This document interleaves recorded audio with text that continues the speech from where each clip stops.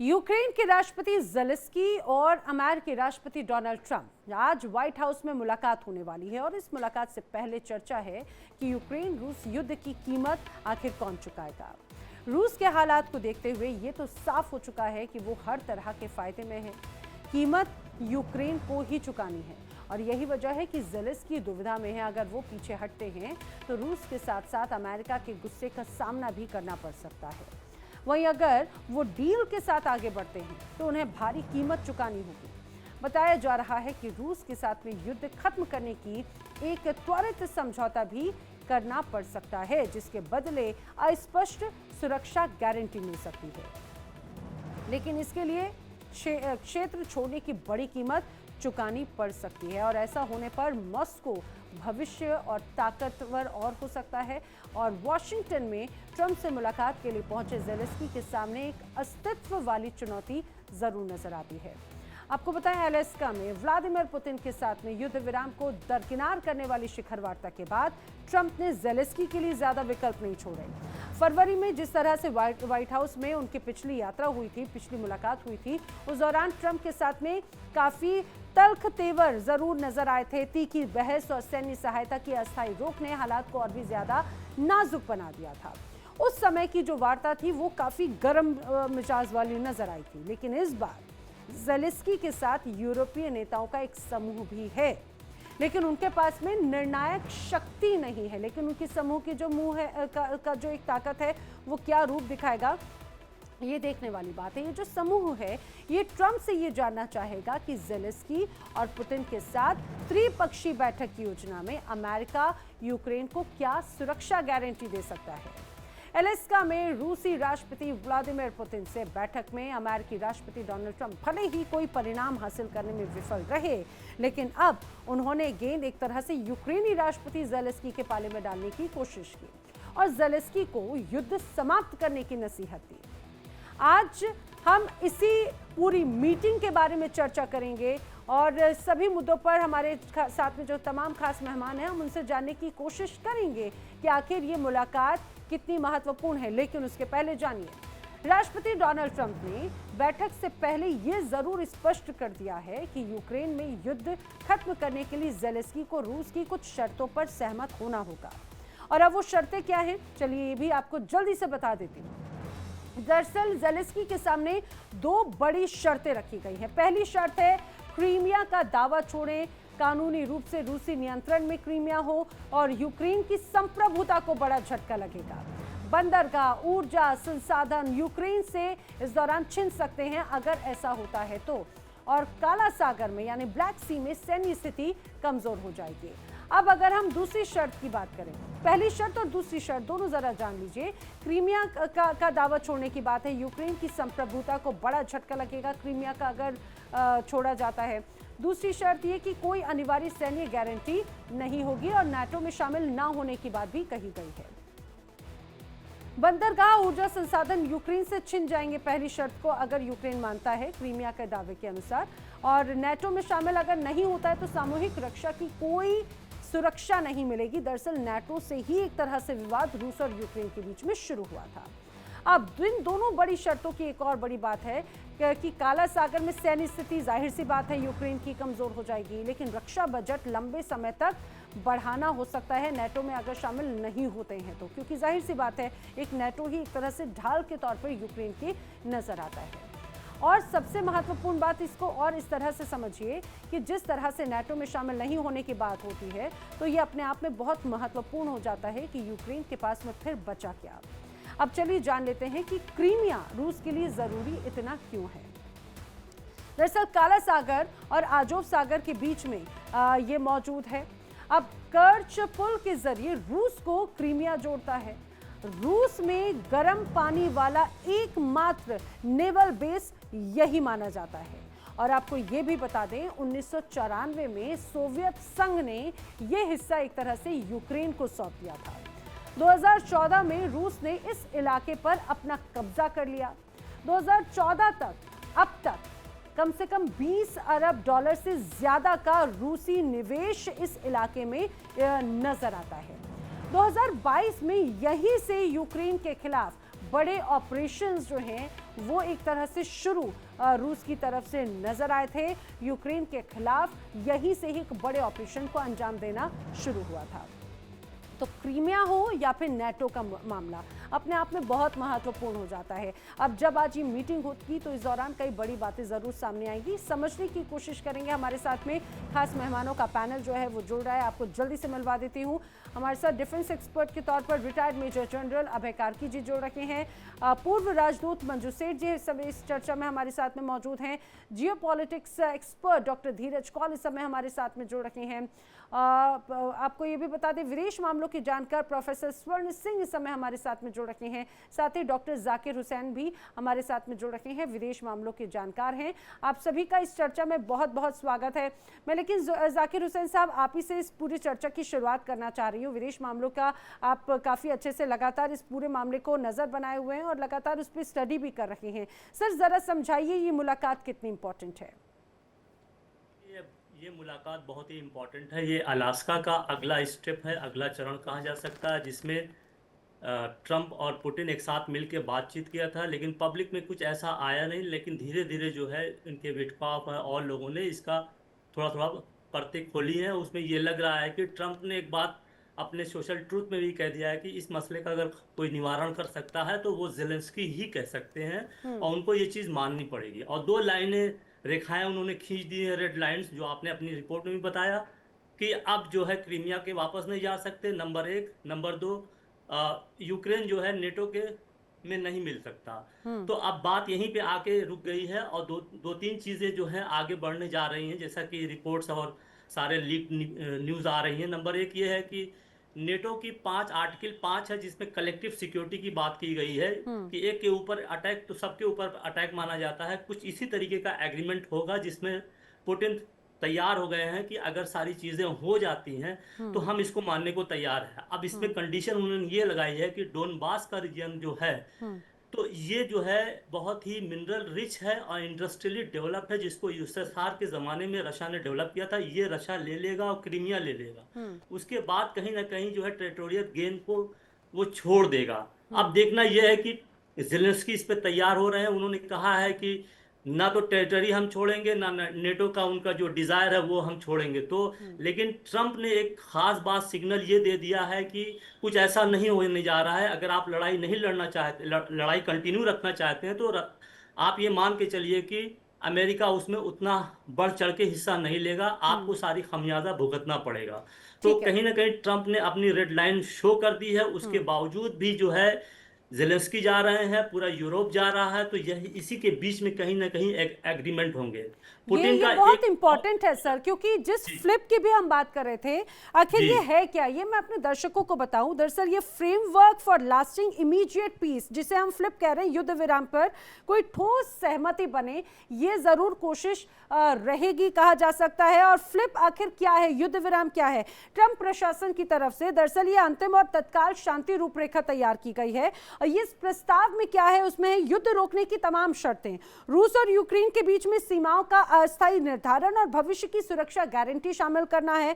America ये चाहता है कि यूक्रेन इस पर विचार करे ताकि लंबा खिंचने वाला युद्ध वो बंद हो और अमेरिका और यूरोप के बोझ को एक तरह से कम किया जा सके। लेकिन क्या ये इतना आसान होगा? मंजू सेठ जी, आप ही से मैं समझने की कोशिश करूंगी, जरा समझाने की कोशिश कीजिए। ये मीटिंग सेकेंड फेज माना जा सकता है ट्रंप के लिहाज से, लेकिन अगर खासतौर से रूस और यूक्रेन के बीच में 2022 से जो हम तनाव देख रहे हैं, आपको लग रहा है कि ज़ेलेंस्की से इस बार की मुलाकात, जो पिछली बार वाली थी वो तो बहुत हॉट टॉक वाली थी, हमने वो तस्वीरें भी देखी थी, आपको लग रहा है कि इस बार की ये मुलाकात बहुत इंपॉर्टेंट और निर्णायक हो सकती है? बिल्कुल, उम्मीद तो है कि निर्णायक होगी, लेकिन थोड़ा गिव एंड टेक करना पड़ेगा ज़ेलेंस्की को और रूस को भी, दोनों को। लेकिन जो रेड लाइंस हैं दोनों साइड्स की, दोनों को अगर वो क्लियर रखते हैं और मान जाते हैं दोनों साइड्स, तो उसमें उम्मीद है। लेकिन कहाँ जा सकता है, क्योंकि जब एक्चुअली नेगोशिएशन में बैठेंगे और एक्चुअली जो बातचीत होगी, ज़ेलेंस्की के लिए कि ये सेटबैक भी होगा कि अगर वो कहते हैं कि हमारा हमने अपनी टेरिटरी दे दी है, लेकिन अगर शांति आती है इससे सब गिव एंड टेक से, तो शायद वो मान सकते हैं। और प्रेसिडेंट ट्रंप थोड़ा उनके ऊपर मेरा मानना है कि प्रेशर डाल पाएंगे दोनों साइड है कि आप अग्री करिए। हाँ, क्योंकि जैसे अभी आपने कहा नोबेल प्राइज की भी उनको उम्मीद है, पीस प्राइज, तो उसके लिए वो अपना फुल कोशिश करेंगे कि ये लड़ाई रुके।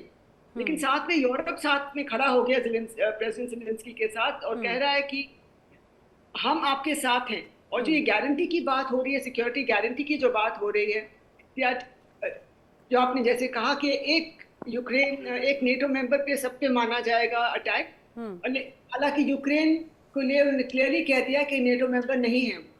लेकिन अगर उससे ज्यादा आगे बढ़े तो वो सिक्योरिटी गारंटी देनी होगी अगर रूस, पर मुझे लगता है रूस मान गया है। मेन जो इनकी जो लग रहा है अलास्का में जो टॉक्स हुए हैं उसमें काफी चीजें मानी गई हैं। उम्मीद है कि आगे ये एक प्रोग्रेस होगा इस वाले मीटिंग। बिल्कुल, ये वाकई में देखने वाली बात है, क्योंकि लगातार ट्रम्प बार बार कहते रहे final peace not ceasefire, ये शांति का एक तरह से प्रस्ताव है या ये दबाव, ये भी अपने आप में बड़ा बहुत दिलचस्प हो जाता है। यूएसए से हमारे साथ में डॉक्टर धीरज कौल जी मौजूद हैं, जियोपॉलिटिक्स एक्सपर्ट हैं। धीरज जी, बहुत स्वागत है आपका, वेलकम टू इंडिया डेली। मैं आपसे ज़रा ये समझना चाह रही हूँ कि बार बार क्रीमिया को लेकर बात हो रही है या फिर ट्रम्प की तरफ से, यूएसए की तरफ से इंटरफियरिंग करते हुए ये स्पष्ट एक बीच में एक रेखा, एक लाइन खींचने की कोशिश की गई है और कुछ शर्तें जरूर डाली जा रही हैं। एक है नेटो, दूसरा क्रीमिया को लेकर। जरा समझाइए कि ये कितना इंपॉर्टेंट है, खासतौर से यूएस या फिर रूस और यूक्रेन के लिए भी। नमस्कार, thank you for having me on the show. आपके बहुत ही एस्टीम पैनलिस्ट मंजू जी की मैंने बात सुनी और जाकिर जी की भी बहुत एक्यूरेट बात सुनी। देखिए, मैं फैक्ट्स पे आता हूँ।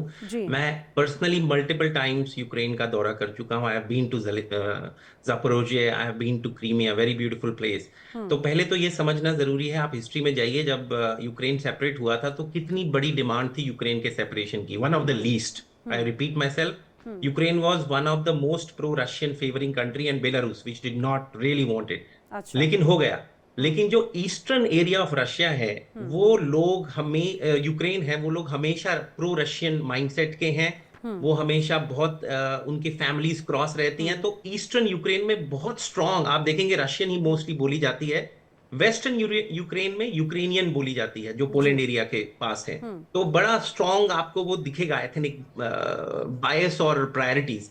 लेकिन मैं वो बातें नहीं रिपीट करूंगा क्योंकि आपके पैनलिस्ट ने कर दिया है। तो हम बात करते हैं एग्जैक्टली कहां पे पेच फंसा हुआ है। As of now Crimea is out of the question. Russia कभी भी क्रीमिया को वापस नहीं देगा, that's out of the question. Number 2, NATO की मेंबरशिप। अगर आप देखिए तो प्री बाल्टिक नेशंस ने भी नेटो की मेंबरशिप ली, रशिया चुप रहा। लेकिन उसके बाद एक पैक्ट हुआ था, हिस्ट्री में जाइए, जिसके अकॉर्डिंगली जब यूएसएसआर टूटा था कि हम कभी भी ईस्टवर्ड एक्सपैंड नहीं करेंगे नेटो, लेकिन रशिया वाज क्वाइट और वो करते रहे। तो उनकी सेल्फ डिटर्मिनेशन, उनकी सिक्योरिटी के लिए बहुत जरूरी है कि Ukraine doesn't become a part of NATO, जिसपे ट्रंप ने बोल चुके हैं कि हम ये नहीं एक्सेप्ट करेंगे। लेकिन ज़ेलेंस्की का ये कहना है कोई भी पीस टॉक हमेशा लॉन्ग लास्टिंग होनी चाहिए, कोई सिक्योरिटीज होनी चाहिए जो कि दी जाएंगी without being a part of NATO. अब 2 पॉइंट्स आप मुझे 2 मिनट दीजिए, बहुत जरूरी है समझना। मैं इन एरियाज में पर्सनली जा चुका हूं, मैं आपको फैक्ट्स के साथ, फिगर्स के साथ नंबर्स देता हूं। देखिए, 2 एरियाज हैं अगर आप देखें जो कि रशिया और यूक्रेन जो अभी हमारी बात करते हैं, तकरीबन अप्रोक्सीमेटली 20% ऑफ यूक्रेन जो कि 44,600 स्क्वायर माइल्स का है, वो रशिया के अंडर है, जिसके अंदर डोनबास रीजन है, लुगांस डोनबास, जो 88% टेरिटरी रशिया होल्ड कर रहा है और तकरीबन 6,600 यूक्रेन के अंडर है। इसके अलावा 2 और एरियाज हैं, ज़ापोरिज़िया और खार्कव, जो कि इंडस्ट्रियल हब है यूक्रेन का, जिसके 75% ऑफ द रीजन, जहां पे न्यूक्लियर पावर प्लांट भी है, ज़ापोरिज़िया, जो अभी रशिया के अंडर आता है। हमने उसकी कंट्रोवर्सी मार्च में सुनी थी। इसके अलावा खार्कोव और सुमी रीजन, जिसके 400 स्क्वायर माइल भी इस टाइम रशिया के अंदर आते हैं, और कुछ एरिया है दिनीपर पेट्रोव्स्की का ओब्लास्ट, जिसके अंदर भी ये सब चल रहा है। तो अभी पेज कहां फंसा है? रशिया क्या रेडी है इस time based on the Alaskan meeting? अगर आप रॉयटर्स की रिपोर्ट देखें तो Russia might be willing to return some parts of Sumy और खार्कोव रीजन टू यूक्रेन, लेकिन यूक्रेन को डोनेस्क और लुगांस्क के एरिया को देना पड़ेगा और वापस यूक्रेन को। और अगर आप और जाएं तो रशिया इज डिमांडिंग कि भाई यूक्रेन विड्रॉ करे 30% ऑफ डोनेस्क एरिया से वापस, और हमें 9,000 स्क्वायर किलोमीटर का एरिया दे दे। और अगर आप और डेप्थ में जाएंगे तो सारा पेज इसी चीज पे फंसा हुआ है। और अब यूक्रेन का प्रेसिडेंट ज़ेलेंस्की, जिसकी वैलिडिटी पे भी एक बड़ा क्वेश्चन है, क्या वो पॉपुलर लीडर हैं इस टाइम यूक्रेन के, नहीं कि नहीं, क्या उन्होंने एक वाइज डिसीजन लिया था नेटो का मेंबरशिप के ऊपर स्ट्रॉन्ग स्टैंड लेके यूक्रेन को इसमें झोंकने के लिए। Ukraine is a destroyed country. मेरे बहुत मित्र वहां पे मेडिकल उसके अंदर है। At the end of the day आप मेरी बात को नोट करिए, हिस्ट्री विल जज ज़ेलेंस्की। एक आपने स्टैंड लिया, लेकिन आपने कंट्री में क्या तबाही करवाई है उसका भगवान ही बचाए। लेकिन ज़ेलेंस्की ने बोला है हम 1 इंच लैंड भी नहीं सिसेशन देंगे रशिया को। ये आप बड़ी बात कह रहे हैं धीरज जी। धीरज जी, बड़ी बात आप कह रहे हैं। मैं दूसरे गेस्ट का रुख करूं, लेकिन मुझे एक बात बताइए कि अगर ये कहा जा रहा है कि भाई लोगों में नाराजगी है ज़ेलेंस्की के स्टैंड को लेकर, नेटो को लेकर या फिर वहां के, लेकिन फिर तो क्या वो इस पूरे युद्ध में रूस के सामने सरेंडर करने के लिए क्या उस स्टेप को वो समर्थन करते हैं? क्या उस चीज के लिए वो ओके हैं?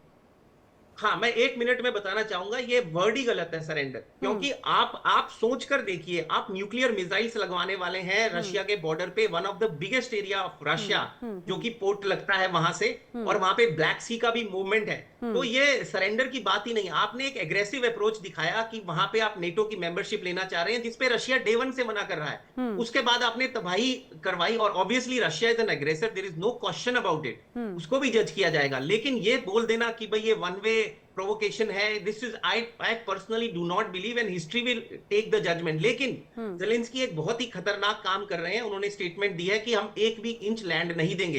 अगर ऐसा हुआ तो ये वॉर नहीं रुकेगी, और ट्रंप जितना भी लोग क्रिटिसाइज करें, पूरा एफर्ट डाल रहे हैं कि ये वॉर रुके। आज उनकी मीटिंग है, I am watching it live, अभी तक शुरू नहीं हुई है। वी ऑल प्रे कि सेन माइंड्स प्रिवेल। देखिए, हजारों की तादाद में यंग सोल्जर्स रशिया और यूक्रेन दोनों साइड के मर रहे हैं। इससे वर्ष देखिए, युद्ध जब होता है तो युद्ध जब होता है कोलैटरल डैमेज तो ऑफ कोर्स होता है, और हम सभी देखते हैं जो अच्छा नहीं होता, बिल्कुल अच्छा नहीं होता। लेकिन युद्ध जो है, जी जाकिर जी भी कुछ जिम्मेदार नहीं है, ज़ेलेंस्की जिम्मेदार नहीं है। ये मसला 2008 से है। इसका जिम्मेदार अमेरिका है, जिसने जो है यूक्रेन को इनवाइट किया कि आप नेटो को ज्वाइन कर लीजिए। आप देखिए इसकी जो 2 मीटिंग्स हुई उसने इनवाइट किया है, और बाइडेन जो है पहले से ही इसको आर्म्स वगैरह दे रहे थे। ज़ेलेंस्की को इनवाइट करने के लिए रशिया अमेरिका ने किया, उसके संसाधन पे उसकी नजर थी। वहां पर जो है लेबोरेटरीज चला रहा था अमेरिका, वहां पर जो है न्यूक्लियर वेपन की मामले चल रहे थे, सारी चीजें हो रही थी। यही तो बात है कि ये जो पूरा विवाद है, पूरा विवाद बैकयार्ड में जा रहा था। मैं धीरज जी आऊंगी, लेकिन मैं स्वर्ण सिंह जी का रुख करना चाह रही हूँ। इंटरनेशनल रिलेशन के प्रोफेसर हैं जेएनयू में। लेकिन स्वर्ण सिंह सर, जरा समझाइए, धीरज जी ने भी जो बात कही, जाकिर हुसैन सर ने भी जो बात कही, कि एक तरह से हम जब देखते हैं कि ये सिचुएशन कोई रातों रात नहीं बनी, जाहिर सी बात है उस सिचुएशन को एक तरह से, उस सिचुएशन का बीज यूएस की तरफ से डाला गया, बाकायदा उसको, उस पौधे को पानी दिया गया, और वो आज की डेट में बहुत बड़ी हो चुकी है। वो अब एक तरह से एक ऐसी हड्डी बन चुकी है जो ना निगली जा रही है ना उगली जा रही है, यूएस के लिए ही। देखिए, रूस की जो सबसे बड़ी चिंता है वो ये कि पिछले कुछ दशकों में, खासकर शीत युद्ध के समापन के बाद, नेटो जो है वो 12 देशों का एक समूह था, अब वो 32 बल्कि 33 होने जा रहा है। और उसके चलते करीब करीब 600 वर्ग मील वो बढ़ चुका है पूर्व की ओर, मतलब रूस की ओर। और यदि आप रूस के इतिहास में देखें, चाहे वो ज़ारिस्ट रशिया का इतिहास देखें, या सोवियत संघ का इतिहास देखें, या आज रशियन फेडरेशन को देखें, उन्होंने अपनी राष्ट्र सुरक्षा को हमेशा अपनी सीमाओं के साथ बफर दुश्मन के साथ बनाने को के नज़रिए से सोचा है। और इसीलिए आज रूस जो है वो, चाहे यूक्रेन एक हद तक पश्चिमी देशों के साथ जुड़ गया है, पर उसका जो पूर्वी इलाका है, दोनबास का जो पूरा क्षेत्र है, क्राइमिया है, वो इसीलिए नहीं छोड़ने को तैयार है क्योंकि उसके इतिहास में, उसकी सुरक्षा की सोच में बफर बनाना ज़रूरी है। अब हम बात कर रहे हैं दूसरी के क्राइमिया का क्या होगा। दूसरे विश्व युद्ध में क्राइमिया में ही एक बड़ा खूबसूरत शहर है याल्टा। याल्टा में 1945 में स्टालिन, चर्चिल और रूजवेल्ट ने बैठ के क्या किया, पूरे विश्व की जो मैंडेट सिस्टम था, टेरिटरीज डिवाइड की, ये बड़े लोग वहां बैठेंगे और दूसरे देशों को काट छाट कर एक दूसरे को देंगे। आज वही तरीका वापस आता हुआ नजर आता है, जबकि दूसरे विश्व युद्ध के बाद कहा गया था सभी राष्ट्र एक समान हैं, सभी की संप्रभुता का मान्यता होगी। आज ट्रंप और पुतिन बैठ के तय करने जा रहे हैं कि यूक्रेन का कितना हिस्सा रूस को मिल जाएगा। क्या उससे शांति बनेगी? मुझे नहीं लगता बनेगी। और तीसरी बात उसमें ये देखें कि अलास्का शिखर सम्मेलन में पुतिन ने बिल्कुल अच्छे तरह से प्रभावित किया है राष्ट्रपति ट्रंप को, जो वहां गए थे मैक्सिमम प्रेशर की स्ट्रेटजी लेकर, कह रहे थे कि बहुत खतरनाक नतीजे होंगे यदि पुतिन सीज फायर को नहीं मानते हैं। अब वो युद्ध विराम से हटकर शांति व्यवस्था की बात पर बदल चुके हैं, जो कि पुतिन चाहते थे और वो कर रहे हैं। और वापिस आकर क्या कहते हैं कि यदि पुतिन तैयार है और यदि अब ये हमारे जेलेंस्की भी तैयार हो जाए तो बहुत जल्द ही युद्ध को खत्म किया जा सकता है, शांति बहाल की जा सकती है। लेकिन सर क्या ये इतना इजी नजर आ रहा है? सदस्य नहीं बनेगा और ना क्राइमिया वापस मिलेगा, ये बातें यूक्रेन को मान्य नहीं है। तो हम और भी ज्यादा दुविधा में फंसते हुए नजर आ रहे हैं आज। हाँ बिल्कुल सर, क्योंकि आप लगातार इंटरनेशनल रिलेशंस को बहुत नज़दीक से पढ़ते समझते रहे हैं और ये बहुत इम्पॉर्टेंट हो जाता है। लेकिन जिस तरह से अभी सिचुएशन एक तरह से कारकी सर नज़र आ रही है, ये ज़रा बताइए कि एक तो कहा जा रहा है कि इस मीटिंग में, पिछली बार की मीटिंग जो ज़ेलेंस्की और ट्रंप की रही वो बहुत अलग थी, लेकिन इस बार ज़ेलेंस्की अकेले नहीं जा रहे हैं भाई, वो यूरोपीय नेताओं के साथ में जा रहे हैं। चाहे बात मैक्रो, स्ट्रॉमर, वॉन डेर लेयन ऐसे तमाम जो नेता हैं उनकी मौजूदगी रहने वाली है। क्या उनकी मौजूदगी एक तरह से प्रेशर पॉलिटिक्स के तौर पर आपको, प्रेशर टेक्निक के तौर पर नजर आती है? दूसरी बात ये, क्या उनकी एक तरह से मीडिएटरशिप, आपको ऐसा लग रहा है कि इस पूरे विवाद को लेकर कोई एक ठोस निर्णायक स्टेप में आप इसे देखते हैं क्या? नमस्कार सबको, पैनलिस्ट को भी। ये जो आपने पूछा है, पहली बात की यूयू के जो ये कंट्रीज आ रहे हैं, जर्मनी, फ्रांस और बाकी यूयू के और नेटो के प्रेसिडेंट भी आ रहे हैं, तो इनके आने का मतलब क्या? ये एक पेरेंट टीचर मीटिंग टाइप है, जो सब बच्चे के साथ आ रहे हैं कि इसको पिछली बार की तरह आप इसको झाड़िएगा मत। तो ये इनका है। लेकिन ये ना आने से पहले ये अग्री कर गए हैं कि नेटो में ज्वाइन ना करें, लेकिन एक ईयू का जो आउटसाइड ऑफ नेटो एक सिक्योरिटी गारंटी होगी, वो ये पहले ही मान के आए हैं। तो अभी नेटो वाला क्वेश्चन ज़ेलेंस्की को कोई सपोर्ट नहीं है। ज़ेलेंस्की की दूसरी मांग है और या उसकी सफाई है कि मेरा कॉन्स्टिट्यूशन अलाउ नहीं करता मेरे को कुछ लैंड देने के लिए, इसलिए मैं कुछ नहीं कहता। और तीसरी बात कि रशिया जब तक नहीं होगा तब तक ये पीस टॉक का कोई मायने नहीं रहेगा। तो इसमें अभी अगर आप जाए, पिछली वार्ता में ट्रंप ने बताया था बड़ी क्लियरली, और अभी भी उनका माइंडसेट वही है ज़ेलेंस्की को, कि ज़ेलेंस्की आप you do not hold any cards. और आज की तारीख में जो पिछले एक महीने में रशिया का एडवांस हुआ है, ज़ेलेंस्की की आर्मी की जो मिलिट्री पोजीशन है वो और भी कमजोर हो गई है और सारे कार्ड्स पुतिन के हाथ में हैं। ट्रंप जो कि उसको धमका रहा था सैंक्शंस के लिए, और जो ईयू भी उसको धमका रहा था, अब उनको पता लग गया है कि सैंक्शन से 2.5 साल से जो है अभी ये कुछ हुआ नहीं है। रशिया की इकोनॉमी और स्टेबल हो गई है और ठीक से चल रही है। तो उनको भी जो उन्होंने सोचा था कि 1 साल में रशिया इंटरनेशनल सैंक्शंस में गिर जाएगा, वो भी नहीं हुआ है। सबसे ज्यादा मार पड़ रही है यूरोप को, अमेरिका को उतना फर्क नहीं पड़ रहा है। ट्रंप पहले से ही कह रहा था नोबेल प्राइज मेरे को मिल जाएगा, मैं आते ही ये पीस टॉक कर दूंगा। तो ज़ेलेंस्की के अगेंस्ट चाहे वो ईयू को भी लिया है, उसको कोई सपोर्ट नहीं है। नेगोशिएट उसको करना पड़ेगा, लैंड स्वैपिंग करनी पड़ेगी। क्राइमिया जब अटैक हुआ था उस समय भी क्राइमिया जो था रशिया के पास ही था, और नेटो में जाने की धमकी के एवज में ही वो ये अटैक हुआ है। तो रशिया की तो दोनों कंडीशंस मीट हो गई हैं। ज़ेलेंस्की को अभी यूरोप सपोर्ट करने की इकोनॉमिक और मिलिट्री दोनों उसमें कोई पावर नहीं है। अगर कल अमेरिका हाथ छोड़ दिया, ये नहीं मानते हैं यूरोप और ज़ेलेंस्की कि हम ये डील को मानेंगे, पीस डील को, तो बोलेगा ठीक है यूरोप आप इसको सपोर्ट करो। यूरोप के पास अपनी लड़ाई लड़ने के लिए हथियार और गोला बारूद खत्म हो गए, वो क्या इसको सपोर्ट देंगे?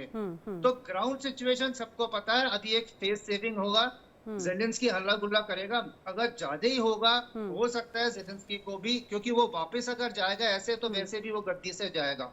लेकिन आज की तारीख में उसका यूक्रेन जितना कमजोर पड़ चुका है, 4 लाख उसके सैनिक मर गए, उससे ज्यादा 70 लाख यूक्रेनियन यूरोप में रेफ्यूजी स्टेटस में है।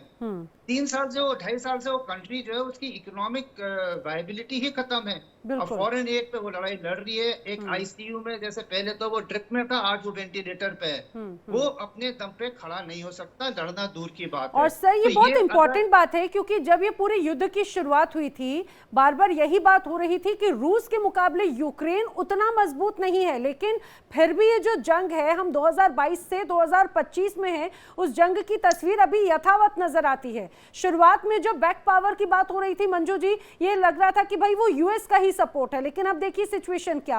अब जरा मुझे जल्दी से आप ये समझाने की कोशिश कीजिए कि इस पूरे मामले में यूएस का, और यूएस तो छोड़िए, मैं डोनाल्ड ट्रंप की भूमिका पे चर्चा करना चाहती हूँ, जो सो कॉल ये कहा जाए पीस वार्ता के तौर पर हर जगह पर इंटरफेरेंस की तस्वीर में नजर आते हैं, इंडिया पाकिस्तान हो या फिर बाकी अन्य देशों के बीच में भी युद्ध के इंटरफेरेंस की बात हो। मैम, ऐसे में आखिर ट्रंप की भूमिका को आप कैसे देखती हैं इस पूरे मामले को लेकर? क्या ये डील मेकर के तौर पर नजर आ रहे हैं? आज की इस पूरी डील को कैसे देखा जाए? बिल्कुल, आप इसको बिल्कुल डील मेकिंग और डील मेकर की ही भूमिका समझना पड़ेगा, क्योंकि हम शुरू से देख रहे हैं, जब से वो पावर में आए हैं वो यही कोशिश कर रहे हैं कि कोई ना कोई डील हर एक कंट्री के साथ करें और अपने जी डील अपना कोई ना कोई करे। हम देखिए इवन यूक्रेन के साथ वो डील कर चुके हैं for minerals and rare earths etcetera, हर एक कुछ उनको माइंस वगैरह दे दी। तो हर एक जगह वो यही कोशिश कर रहे हैं कि उनका अपर हैंड रहे और सबको दिखाएं कि I am great this thing. अब टैरिफ्स का भी आप देख लीजिए, उससे भी वो डील्स कर रहे हैं, पाकिस्तान के साथ डील। आई मीन उनकी अप्रोच ही ऐसी है, उनका फंक्शनिंग स्टाइल ही ऐसा है कि डील्स पे ही काम करते हैं वो, आगे पूरी अपना मूवमेंट करते हैं। अब इसके साथ भी किए, यूक्रेन के साथ भी और ज़ेलेंस्की के साथ भी वो कह रहे हैं आप डील करिए। चीन के साथ तो कह रहे हैं डील करिए, लेकिन रूस के साथ उनको लग रहा है कि अब थोड़ा कुछ डील हो चुका है, सब उनकी अंडरस्टैंडिंग हो चुकी है, तो रूस इज ओके नाउ यूक्रेन को कुछ करना है। उन्होंने वेरी क्लियरली बोल दिया यूक्रेन प्रेसिडेंट ज़ेलेंस्की को, हाँ ठीक है, उनके पास यूरोप खड़ा है और अदर कंट्रीज खड़ी हैं, लेकिन साथ में उन्होंने भी कह दिया कि नेटो में हमने आपको देयर विद यूएस ने उनको मनवा लिया है कि उनको नेटो में नहीं आने देंगे। अब इसके बाद डील क्या रह जाती है? डील यही रहती है कि ये स्वैपिंग का जो है उनको अग्रीमेंट कराएं और रूस के साथ साइन कराएं प्रेशर डाल के, और वो अपना एक ऐसे जैसे आप सब कह रहे हैं कि वो उम्मीद है उनको कि नोबेल प्राइज मिल जाएगा, क्योंकि वो सब जगह शांति दूत की अपनी इमेज बना रहे हैं, और देखते हैं आगे चल के क्या बन तो नहीं पा रही, वो कोशिश जरूर कर रहे हैं। बिल्कुल। और डील उनका अप्रोच, उनका स्टाइल ऑफ फंक्शनिंग ही ऐसा हो गया। आई थिंक वो बिजनेस स्टाइल, हम सब पहले शुरू में कहते कि ट्रांजैक्शनल है, ये है वो है, बट अब तो नजर आ रहा है कि ट्रांजैक्शन ही नहीं है, सिर्फ ट्रांजैक्शनल ही नहीं है, बट एक डील मेकिंग की एक वो अप्रोच है। और सारे जो टैरिफ्स लगा रहे हैं उनके वहाँ पे सब इतनी ऑपोजिशन हो रही है कि आप पार्लियामेंट में जाए बिना नहीं कर सकते, बट वो फिर भी इट्स जस्ट गोइंग अहेड। बेशक हर एक चीज में, इसमें भी वो कोशिश कर रहे हैं कि मैं गारंटीज दे रहे हैं, उसका नेटो का गारंटी अपने ऑन हिज यूनिलैटरली। तो एक वो सभी को सॉर्ट ऑफ बुलडोज करके आगे चलना चाहते हैं, और इसमें भी मुझे उम्मीद है कि वो इसमें भी शायद अभी तक तो काफी कामयाब रहे हैं, तो मुझे लग रहा है इसमें भी शायद हो जाए। बिल्कुल, हालांकि वो मुझे लग रहा है धीरज जी ज्यादा बेहतर बता पाएंगे कि वो जो एक नोबेल प्राइज पाने के लिए जो शांति या फिर डील मेकर की जो भूमिका में वो नजर आने की कोशिश कर रहे हैं आने वाले वक्त में, अभी क्या चल रहा है मैं उनका रुख करूं। लेकिन स्वर्ण सर, आप चूंकि जेएनयू में इंटरनेशनल रिलेशन के प्रोफेसर है सर, एक चीज, एक क्वेश्चन बार बार मन में आता है, क्या यूक्रेन खासतौर से अगर हम बात करते हैं वेस्टर्न की सुरक्षा गारंटी पर क्या भरोसा कर सकता है? क्योंकि दूसरी बात ये बार बार ये भी लोग कह रहे हैं कि ये कहीं बुडापेस्ट मेमोरेंडम जैसी गलती ना हो जाए। इसको जरा कैसे देखते हैं, इसको जरा समझाइए। आपने जो जिक्र किया वो बहुत दिलचस्प है। 1994 में जी यूक्रेन जो था वो विश्व का तीसरी सबसे बड़ा जखीरा था परमाणु अस्त्रों का उसके पास। अमेरिका, रूस के बाद जर्मनी, फ्रांस और ब्रिटेन और चीन से भी ज्यादा हथियार थे उसके पास। वो उस वक्त नया राष्ट्र बना था, बहुत उथल पुथल थी अंदर, संभाल नहीं पा रहा था, तो उन्होंने सिक्योरिटी गारंटीज ली अमेरिका से भी और रूस से भी, जिसने अब आक्रमण किया है यूक्रेन के ऊपर।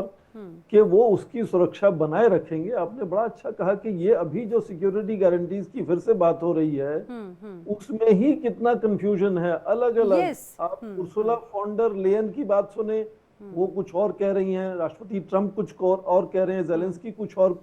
क्या वो नेटो जैसे आर्टिकल 5 में attack on one is attack on all, उस तरह की सिक्योरिटी गारंटीज होंगी या नहीं होंगी? और उस तरह से सिक्योरिटी गारंटी देने के बावजूद भी क्या जेलेंस्की अपनी 30% जो भूमि है यूक्रेन की, जो आज रशिया के काबू में है, क्या वो देने को जी मुश्किल बनी रहेगी आने वाले समय में? ये बहुत खासतौर से अगर सुरक्षा की गारंटी की बात होती है, बड़ा दिलचस्प हो जाता है और ये बहुत इंपॉर्टेंट भी है। लेकिन अभय कार्की सर, ये अगर ये सिचुएशन है, खासतौर से हम रूस और यूक्रेन के बीच के युद्ध की तस्वीर देखते हैं, अगर यही सिचुएशन बनी रही और आज का अगर ऐसे कोई डील बन जाती है, अभय कार्की सर से मेरा सवाल है, तो सर खासतौर से चीन और ताइवान भी इसी तरह के एक मोर्चे पर परेशान है, लड़ाई एक अलग मोर्चे पर लड़ी जा रही है। ऐसे कई छोटे छोटे देश हैं जो सीमा विवाद में उलझे हुए हैं। तो क्या ये इस तरह की मीटिंग्स या उसके निर्णय या उसके परिणाम उनके लिए एक निर्णायक हो जाएंगे, एक एग्जाम्पल सेट करेंगे क्या अभय सर? अभी करा है यूक्रेन और रशिया का, और वही चीन और ताइवान का। तो इसमें अगर तीसरा आप गाजा और इजराइल का भी आप देख लीजिए, इसमें आपको तुलना करना थोड़ा सा अजीब लगता है। पहली बात, लैंड बॉर्डर्स जो हैं यूक्रेन और रशिया के मिलते हैं, उसमें ग्राउंड फोर्सेस का मूवमेंट, लॉजिस्टिक्स का मूवमेंट, लड़ाई जो होती है वो असला बारूद पे चलती है। आप 20 किलोमीटर अंदर जाएंगे, आपको रोज 1000 टन आपको असला बारूद अंदर भेजना पड़ता है, जिसमें ट्रेन या बड़ी रोड्स और ये वो होते हैं। चाइना और ताइवान में एम्फीबियस ऑपरेशन होगा, उसको 200 किलोमीटर के समुद्र से अपने सामान असले आर पार भेजने पड़ेंगे, वो अपनी मिसाइल फोर्सेस का भी यूज करेगा। लेकिन अगर हम समझें कि जो रूस का यूक्रेन से युद्ध से चाइना को कुछ इंडिकेशन मिलता है, तो वो ये मिलता है कि ये लड़ाइयां 2 दिन में खत्म नहीं होगी। ये होटल कैलिफोर्निया की तरह है, you can check in any time you like but you can never leave. आप वहीं पे फंस जाएंगे दलदल में। तो ये चाइना की सीख है, ना कि उल्टा जो लोग सोच रहे हैं कि चाइना उसको जेब में रख लेगा।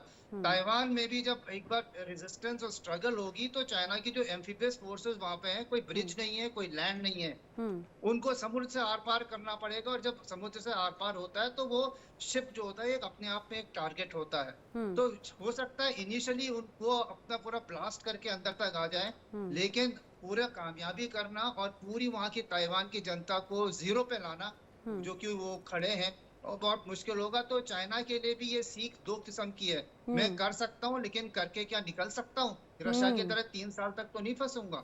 और उसके अलावा ये यूएसए जो और अलाइज हैं बाकी, वो ये उम्मीद करते हैं कि अगल बगल से और फ्रंट भी खोल देंगे चाइना के लिए, जब वो उसके जबड़े जो है ताइवान में फंसे हैं, पीछे से वो 1-2 जगह से और एक्टिवेट कर सकते हैं। है बाकी उसकी बाकी बाउंड्रीज के साथ में भी यही सिचुएशन है।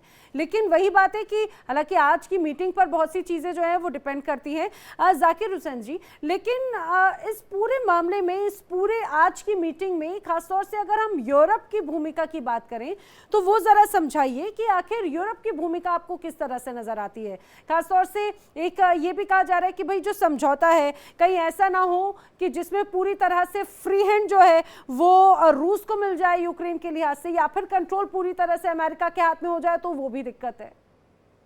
देखिए, यूरोप आज के दौर में यूरोप बहुत ही कमजोर हो चुका, उसके पास अपनी डिफेंस पावर नहीं है और वो टोटली अमेरिका के ऊपर डिपेंड है, और यही वो अमेरिका से चाहता है। इसीलिए वो एक साथ जुट के गए हैं ये दिखाने के लिए, we are standing with Zelensky, with Ukraine. और अगर इस तरीके का कोई एग्रीमेंट होता है तो उसमें ये गारंटी होना चाहिए कि फ्यूचर में पुतिन जो है आगे ना बढ़े और हमारी सिक्योरिटी रहे। लेकिन एक साथ ही साथ हम ये भी देख रहे हैं कि यूरोप ने अपनी वीकनेस को रियलाइज करके करीब 8 से 10 बिलियन डॉलर का और 5% और 4% जो नेटो की सीमित हुई थी अभी, उसमें अभी बढ़ा रहे हैं। 10 साल में ये जो है अपनी फोर्सेस बढ़ा रहे हैं। तो मुझे लग रहा है कि यूरोप जो है लॉन्ग टर्म के लिए तैयारी कर रहा है और ये तैयारी कर लेगा। ये तो अमेरिका ने यूरोप को बिल्कुल कमजोर कर दिया over the period of second world war के बाद। तो अब ये एक नई तरीके की वर्ल्ड की जो है डिप्लोमेसी आई है, डायनेमिक्स आई है, डिफेंस आई है। तो मुझे नहीं लगता है कि ये वार जो है अगर लॉन्ग, इसीलिए पुतिन कह रहे हैं कि लॉन्ग हम सीज फायर नहीं करेंगे, हम लॉन्ग टर्म एग्रीमेंट करेंगे, जिसमें जो है वो एक्सेप्ट भी करते हैं कि नेटो की तरह जो है आर्टिकल 5 की तरह हम मान भी लेंगे, लेकिन हम लैंड ये लैंड लेंगे, इसको छोड़ देंगे। तो कहीं ना कहीं जो है ट्रम्प भी पुतिन भी बैकफुट पे आए हैं। वो चाहते हैं कि एक बफर जोन बना रहे। दूसरी तरफ हम ये आते हैं कि ट्रम्प की जो बात हम करते हैं नोबेल प्राइज की, ओबामा ने तो फ्री में नोबेल प्राइज ले लिया। आप देखिए ओबामा को किस लिए मिला, कुछ किसी वजह से नहीं मिला, ले लिया उन्होंने। ट्रम्प भी जो है ले लेगा। क्या वो ट्रम्प को अपोज कर सकते हैं? नहीं कर सकते हैं, मेरा ये अपना मानना। दूसरी तरफ जो है चाइना और ताइवान का जब हम कंपैरिजन करते हैं तो चाइना जो है कभी भी जो है फोर्स इस्तेमाल नहीं करेगा। ताइवान को वो धीरे धीरे कमजोर करता रहेगा। अमेरिका से एक अंडरस्टैंडिंग आएगी, उसी हिसाब से मामला चलेगा। अब ट्रम्प चाहते क्या है इस डील से? ट्रम्प चाहते हैं कि ग्लोबल स्टेबिलिटी आएगी, तभी जाके वो अपनी पॉलिसी को इम्प्लीमेंट करेंगे। सेकेंड, वो पुतिन को अपनी तरफ इसलिए मिलाना चाहते हैं कि वो सोचता है कि चाइना और रशिया के बीच में थोड़ी सी दरार आएगी तो फिर हम चाइना को अकेले हैंडल कर सकते हैं, लेकिन ऐसा होगा नहीं। तो अब मसला आ रहा है लेकिन कि दूसरे मोर्चे पर तो वो तो पुतिन को लेकर भी उनके मन में खार है। भारत पुतिन के साथ में क्यों दोस्ती बरकरार रखे हुए, वो भी एक बड़ी दिक्कत है। बात जो आ रही है वो हमारी जैसी कंट्री के ऊपर जो है दबाव डाल रहे हैं। जी बेसिकली हम शुरू से कह रहे हैं कि हमको वो अमेरिका जो है कभी भी वर्ल्ड पावर मानने को तैयार नहीं है। इसके लिए हम प्राइम मिनिस्टर मोदी की जो पॉलिसी है, आत्मनिर्भर वाली पॉलिसी है, उसको चलाते रहना। और बड़ी खुशी हुई कि आज न्यू दिल्ली में है चाइनीज डेलीगेशन को एड्रेस हम कर रहे हैं। ये डाइवर्सिफिकेशन ऑफ पॉलिसी, ये टाइमिंग बहुत इंपॉर्टेंट है मीटिंग का। मैं वही बात कर रही थी कि एक तरफ भले ही डोनाल्ड ट्रंप ये चाह रहे हो कि पुतिन उनके साथ में आ जाए, चीन के साथ में एक अलग मोर्चा ये अपने आप को मजबूत स्टैंड करने के लिए, दूसरी तरफ इंडिया पर वो दबाव बनाते हैं कि भाई आप उनके साथ में डील मत करो। आज चाइना की जो विदेश मंत्री हैं वो उनका विदेशी डेलीगेशन इंडिया में है। ये टाइमिंग बहुत दिलचस्प है, इसीलिए आज की मीटिंग बहुत इंपॉर्टेंट और बहुत ही ज्यादा खास जरूर रहने वाली है। धीरज कौल जी हमारे साथ में यूएसए से ही जुड़े हुए हैं।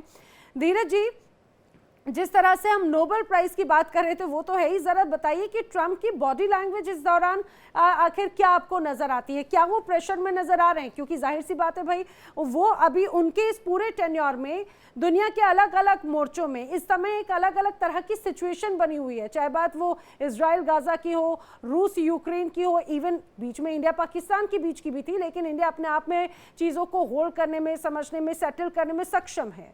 उनके ऊपर क्या दबाव है कि भाई अब मुझे नोबेल प्राइज कैसे मिलेगा? श्योर, देखिए मुझे फ्यू मिनट दीजिएगा, मैं सब पैनलिस्ट की बात सुन रहा था। पहले तो मैं ये बताना चाहूंगा, बिल्कुल सही, ओबामा को भी नोबेल प्राइज मिल गया। इस time we have a bigger fish to fry. ये Nobel prize is not a big deal, I will be very honest. ये अनपॉपुलर स्टेटमेंट है।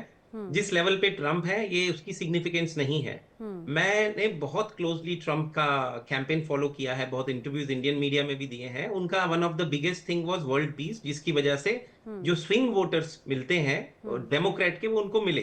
कई ऐसे मुद्दों पे ट्रम्प बैकफुट पे है, इंक्लूडिंग इन्फ्लेशन। तो कोई ऐसा मुद्दा हो जिसपे उन्हें छक्का मारने की ऑप्शन मिले। और यूक्रेन रशिया वॉर, एक समझना पड़ेगा, क्रिश्चियनिटी की आपस के बीच की वॉर हो रही है। और MAGA supporters most of them are Christian. तो कहीं प्रोटेस्टियन चर्च, कहीं कैथोलिक चर्च, ये एक बड़ा डीप इशू है। तो इसको बिल्कुल रुकना चाहिए। और मैं उनका अप्रिशिएट करता हूं कि वो पूरा एफर्ट दे रहे हैं। नोबेल प्राइज मिले ना मिले, that's a secondary thing. Everybody should be wishing कि ये लड़ाई रुक जाए। नंबर 2, ये देखना पड़ेगा उनके टैक्टिक्स क्या है। वो वर्ल्ड के one of the seasoned negotiator हैं। जैसे मोदी जी को वो बहुत अप्रिशिएट करते हैं। India is blessed to have such a good leader. और Trump is an excellent negotiator. वो पहले बिजनेस रियल एस्टेट मोगल हैं और वो भी इसी से बड़े हैं। अब ये देखिए, जब आप किसी से निगोशिएट करते हैं तो आपको अपने पत्ते स्ट्रॉन्ग करने पड़ते हैं। तो उनके पत्ते क्या स्ट्रॉन्ग थे कि अपने अपोनेंट को वीक करो। जो उनका अपोनेंट है रशिया, फॉर एग्जाम्पल, अगर हम एज्यूम करें तो उसका बैकबोन है एनर्जी। एनर्जी बेच के वो खरीदते हैं। मैं आपको अगर आंकड़े दूं तो आप खुद हैरान हो जाएंगे। रशिया की इंडिया तकरीबन 1% से कम एनर्जी खरीदता था, आज तकरीबन 36-38% पे है। चाइना नंबर 1 है, 40+ % पे है और बहुत तेजी से 40% ग्रोथ ईयर ओवर ईयर कर रहा है। तो दोनों देशों को उन्होंने कोशिश की कि चाइना से एनर्जी रशिया से कम खरीदे, लेकिन पॉसिबल नहीं हो पाया। China is standing for its people, और मोदी जी भी अपने 150 करोड़ आवाम के लिए सस्ती एनर्जी, क्योंकि इंडिया फास्टेस्ट ग्रोइंग इकोनॉमी है, 6.5% ग्रोथ के साथ बढ़ रही है, तो उसको जरूरत है चीप एनर्जी की, तो लोग खड़े हो। जब तक रशिया को पावर नहीं मिलेगी मनी की, वो नहीं रुकेंगे, और उनके अपने राइट्स भी हैं कि अपने आप को सिक्योर करना। तो अब दूसरी चीज क्या आती है निगोशिएशन में, आप दोनों को एक पैरेलल टेबल पे लाइए। रशिया की जो डिमांड है कि कुछ एरियाज हमें दे दिए जाएं, हम इनको स्ट्रेटेजिक वो देंगे सिक्योरिटीज की, हम there will be no conflict, लेकिन कहीं ना कहीं ये जानना जरूरी है कि जो ज़ेलेंस्की है, मैं जाकिर साहब ने मेरी बात को पहले बताया था, आपने मुझे अपॉर्चुनिटी नहीं दी बताने की, मैं क्लैरिफाई करता हूं। आई एम नॉट सेइंग कि Zelensky is the villain, that's not true. मैं ये बोल रहा हूं कि अगर आप एक देश को लीड करते हैं, आप डेमोक्रेटिक इलेक्टेड पर्सन हैं, आपको अपने लोगों का वेलफेयर और बेस्ट सोचना चाहिए, किसी भी देश के इन्फ्लुएंस में नहीं आना चाहिए। यही डेमोक्रेटिक लीडर की कैपेबिलिटी है, और आप भारत में बैठे हैं, आपके सामने बेस्ट एग्जाम्पल है। Indian government is standing for the Dheeraj ji, अब ऐसे सिचुएशन में आके, अब सुनिए, लेकिन अगर ऐसे सिचुएशन में आके क्या अगर बैकस्टेप करना, आपने वही कहा ना कि आखिर वो उन जनता के बीच में क्या कहकर जाएंगे कि हमने सरेंडर कर दिया, हम झुक गए। प्लीज गिव मी 1 मिनट, मैंने बड़े ध्यान से सुना सबको, आप मुझे 1 मिनट दीजिए, मेरा चेन थॉट टूट जाएगा। भारत के अंदर आप बैठे हैं, आपके सामने वर्ल्ड लीडर जैसे मोदी जी जैसे खड़े हैं, जो अपने लोगों के लिए poultry, dairy, fishery, agri products को फाइट करने के लिए अमेरिका के खिलाफ स्टैंड कर रहे हैं। क्या वो अमेरिका के प्रेशर में आ गए? मैं एआई वर्ल्ड में कनेक्टेड हूं, आई हैव अ स्टार्टअप, इतना नुकसान हो रहा है, लेकिन अपने 60% आबादी के लिए खड़े हैं। क्या ज़ेलेंस्की अपने लोगों का वेलफेयर सोच रहा था तब? I really doubt it. क्यों उसने इस टाइमिंग को पिक किया? ये बहुत डिटेल कन्वर्सेशन हो जाएगी, वहां पे नहीं जाएंगे, लेकिन मुझे लगता है history will be the final जज। और आप देखेंगे जैसे जितना डिस्ट्रक्शन, हम इसमें बात नहीं कर रहे, मैं खुद लोगों को कंसल्ट करता हूं यूक्रेन में जो कि पेशेंट्स हैं, मुझे पता है क्या हालात हैं हेल्थ केयर के वहां पे। इट्स वेरी वेरी सैड, और उस देश को खड़ा होने में 25 से 20 साल लग जाएंगे, और ट्रिलियंस ऑफ डॉलर का एक्सपेंडिचर होगा।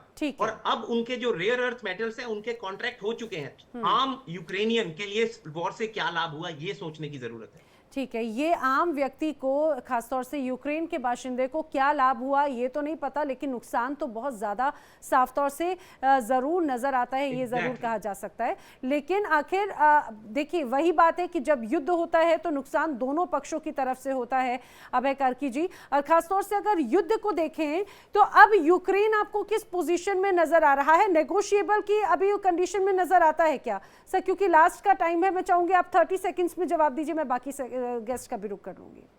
देखिए, अगर आप पिछले 1 महीने की देखेंगे सिचुएशन, जिस तरह से रशिया के अटैक्स बढ़े हैं और फेरोसिटी उनकी बढ़ी हुई है, और अभी भी उसने सीज फायर की जगह पीस मेकिंग पे जोर दिया और ट्रंप को बिना सीज फायर के भेज दिया है।